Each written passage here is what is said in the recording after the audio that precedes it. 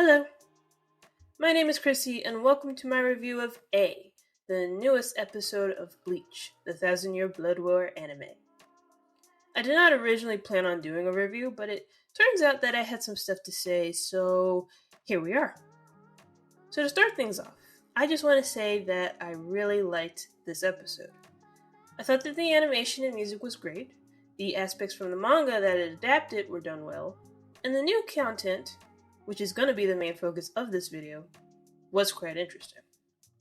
Before I get into the content of this actual episode though, I'd like to talk about the opening for a bit. Now I'm not going to spend much time here, but I just wanted to say that I really enjoy this one. In fact, it's probably my new favorite of the Thousand-Year Blood War openings so far. I mean, I love the previous two, with Stars being my favorite up until now, but this one, I just feel more with this one. First off, the visuals are very striking. It feels cinematic, and I love the whole black and white thing that's going on here. It's creative, and really helps the flashes of colors that we do get to stand out more. A couple of my favorite moments from this opening are Ichigo and Odio's battle in the sky, Basby and Hashfall's confrontation. I love this shot of the now. In fact, that might actually be my favorite shot overall. And the final shots are great too. My favorite being Ichigo doing the Getsuga Juji show. I love that moment so much. Also, the song, which is called Without Any Words by Six Lounge, is really good. It fits Bleach as a series, and I especially find the lyrics interesting. Like, I can't help but wonder if this is supposed to be from the perspective of a particular character. And if it is, then who? Could it be Ichigo, possibly? Basby? Both? Really though, it could be anybody. Moving on from the opening, real quick, I want to address the recap. From what I understand, a lot of fans didn't care for the recap, but I don't mind it. I mean, I kind of did it first, but when I really thought about it, it's fine. It has been a year since Core 2, so doing a little recap makes sense. It also helps that it's not super long. But for comparison's sake, if this was the old anime, the episode would have been mostly recap with 5 to 10 minutes of new scenes. This, on the other hand, was roughly 9 minutes and only covered the last part of episode 26. I'd also argue that it helps the episode flow better, allowing a more proper build-up to the Almighty than if they had just started where episode 26 ended. I think the only small criticism I could throw at it is that it's too long, but I don't even mind that too much. But now on to the stuff that I really want to talk about, which is the new content. Starting with the very moment that the Almighty awakens. So when the Almighty awakens, there's that moment where we see these blue lights on the hanks of Senjumaru's Bankai. I've watched this multiple times now, and I'm still not 100% sure what's going on here.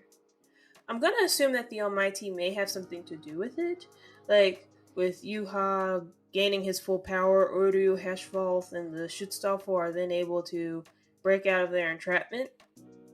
It could also just be due to their natural abilities, but I don't know. It's kind of hard to theorize what's going on here since Hashfall and Uryu are the only ones we see get out on their own, at least on screen, which does make sense for those two due to their shrifts. Kind of wish though that they had shown the others as well, but whatever. For now, I'm just going to assume that Leal, Pernida, Gerard, and Askin also got out on their own, but off screen. Anyways though, when Odio is freed from his hank, the first thing that caught my eye was this hole on Odio's left side. I mean, it's not an actual hole, but from afar it looks like one. Like Senjumaru says, I believe it's indicating that a new power has awakened at Odio, which we will see in a bit here. There's also this brief moment where what looks like blue vein flashes around Odio's eyes. Now, we saw something like this in episode 24, I believe, so I didn't think much of it at first. But then Odio's eyes also flash red at this moment, and I was like, what the hell is going on here? Is the red supposed to mean something? Does he have a bit of the Almighty within him? What exactly is this? From there, Odio and Senjumaru have a rather short fight, with her throwing fabric, lava, hollows, and other stuff at Odio until she captures him. And here I was expecting him to try to use his shrift, but instead of that happening, she manages to stab him in the neck. This light engulfs him, and the next time we see Odio, this is going on. Now I'm assuming that this is Odio's Volstandig. I mean, it doesn't really look like the other ones we've seen up to this point, but that's the only thing that makes sense to me. One thing I noticed is how much it seems to be overwhelming Odio. He seems to be struggling with it at first, trying to gain some kind of control before he lands. And after he defeats Senjumaru, it goes wildly out of control, and it almost looks like he's in pain or something. This is probably just due to it being so new to him and Odio not knowing how to control it yet, so I'm not going to think too hard about it at the moment. I am curious though as to whether or not some other shenanigans are going on when it comes to Odio, especially after catching this brief moment here. At first, I thought nothing of it, but looking at it closer, I realized that it, looks a bit familiar, I'll say. I won't spoil it for anime onlys, but if you're a manga reader, you probably know exactly what I'm referring to. Now, whether or not it actually means something, we'll have to wait and see, but it's clear to me that Kubo's definitely up to something here. After Senjumaru's defeat, there's this scene of the Schutzstaffel, Odio, and Hashwolf bowing down to Yuhabak, and Yuha then uses Reishi to create steps and get to Reo. This is a really cool scene. The animation and music is awesome, and it feels so epic. It's also probably my favorite moment of the episode.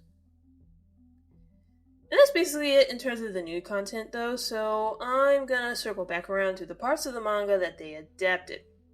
Here, I'm just gonna address any changes or cuts that caught my attention. So the Ichi Bas Yuha battle is basically the same as the manga, though they did add this nice little touch to the ritual that Ichi Bas does before activating Futen Taisa Suryo.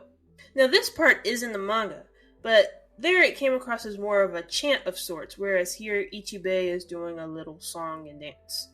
I thought this was pretty cool. It gives it a bit more build-up, and I also loved the sort of brush effect that we get with the Futen Taisa Suryo. That was cool too. Ichi Bas' defeat was just about as gory here as it was in the manga, though maybe a bit toned down in comparison. Another scene that they adapted quite faithfully is the post-credit scene with Ichigo and crew finally arriving at Ryokyu. There's a comedic moment with Ganju cut here, which is fine. Ichi Bas reviving is basically the same as is the rest of the scene, but that's not really what I want to talk about here. What I really wanted to mention was this scene here of Kyoraku going to Mugen to speak with Aizen. This actually happens a few chapters later in the manga, but it's been moved up in the anime, which makes me think that we're going to see their conversation in the next episode. If that does happen, that must mean that certain later events are probably going to play out a bit differently than they did in the source material, which I am all for. And with that, I'm pretty much done talking here, but real quick, I'd like to talk about the ending credits. Visually, this arguably isn't as interesting as the opening, but it's still really cool. I like the stuff with the crystals, I think? Like, I'm pretty sure those are supposed to be crystals or something like that, but whatever they are, this looks cool. You got blue for the Quincy's and orange for the Shinigami. That's neat. I love how colorful this is, which is kind of hilarious considering that this song is called Monochrome. Speaking of which, this song is awesome. And not gonna lie, I'm kind of obsessed with it, and I think I like it more than the opening song. Looking at the lyrics, I again wonder if this is supposed to be from a particular character's perspective. Considering how much the visuals focus on Ichigo and Odio, it's probably related to one or both of them. The final bit of the ending with Ichigo and Odio is kind of cool too, with Ichigo surrounded by light and Odio in darkness, but then by the very end they're both in the light, just facing opposite directions. Now does this mean something? Guess we'll have to wait and see. But that's it. I've basically said everything I wanted to about the 27th episode of BLEACH, the 1000-Year Blood War anime. As I said earlier, I have no real complaints here. I thought this was a very good start to the core, and I'm looking forward to more. So now we're at the end of another video. I hope you all enjoyed it. Currently, I'm not sure if I'll do any more episode reviews, but if I do, look forward to those. Also, look forward to them being longer. If not, well, I have other videos planned, so you can look forward to those too. If you liked the video, that's great. If not, that's fine too. I just appreciate that you took the time to watch anyways. Have a great rest of your day, and I'll hopefully see you next time. Goodbye.